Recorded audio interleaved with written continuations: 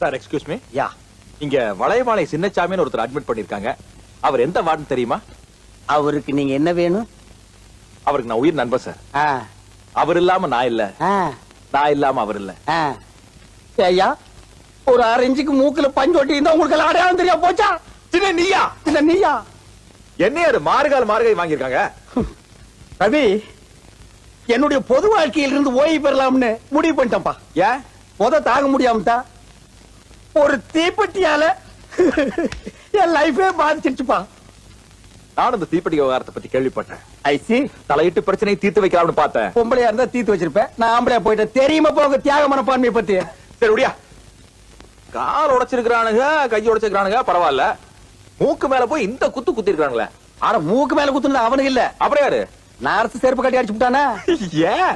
எத்தனை நாளைக்கு தான் போறதுக்கா? போகும்போது வரும்போது சும்மா சொரன்னா கழட்டிட்டு அடிச்சிருக்கான். அது எங்கேயோ